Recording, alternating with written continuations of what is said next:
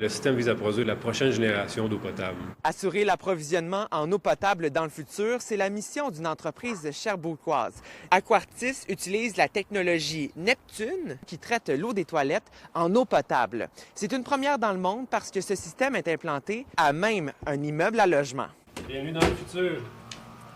On a le premier système de potabilisation d'eau usée domestique au monde. Donc, purifie l'eau usée, en fait, qui vient du bâtiment, mélanger l'eau grise et l'eau noire, et la traite jusqu'à une qualité potable. Ici, dans le bâtiment, on a l'eau des toilettes qui arrive par ce tuyau-là et l'eau grise qui arrive par l'autre tuyau. Ça se mélange et puis tout rentre dans notre système par là. En quoi c'est unique, votre système? Des systèmes de potabilisation d'eau usée, il y en a entre 3 et 5 dans le monde présentement. Des usines à l'échelle d'une municipalité. Donc ici, la différence, c'est qu'on le fait à l'échelle d'un bâtiment automatisé, sans opérateur sur place.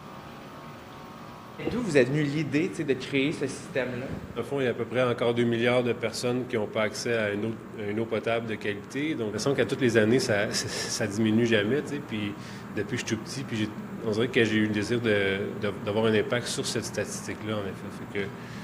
Puis un des outils importants qu'on a besoin de l'humanité pour faire ça, c'est d'être capable de réutiliser notre eau usée directement en eau potable.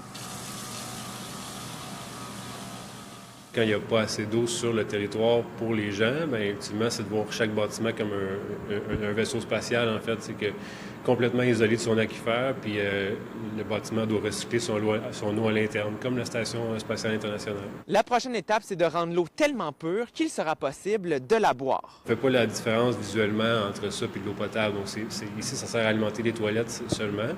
Puis là, dans le fond, on entame une ronde de financement auprès d'investisseurs pour compléter tout ce qui manque, pour aller chercher, pour ajouter des composantes, en fait, là, pour que le système soit à une qualité d'eau potable. Le but, c'est de sécuriser en eau le maximum de bâtiments et de communautés possibles avec cette technologie-là. Puis, en fait, pour se rendre jusqu'à là, il y a du développement technologique à faire, veut pas. Donc, on va lancer ce produit-là commercialement comme un système d'assainissement autonome normal pour un bâtiment comme un EcoFlow ou un autre système certifié par le BNQ. Vous parliez des besoins dans les autres pays. Est-ce que vous avez déjà des pourparlers? Absolument. Justement, on est en discussion avec des gens de l'Afrique du Sud. Cette semaine, il y a un événement de Canada, l'Afrique du Sud, puis on est invité à participer, puis il y a beaucoup d'intérêt. C'est sûr, c'est un besoin réel là-bas, sécuriser un bâtiment en eau. L'entreprise estime que ce système pourrait réduire de 30 à 40 la quantité d'eau qui se dirige actuellement vers les usines d'épuration d'eau. À Sherbrooke, Marc-Antoine Mailloux pour Nouveau Info.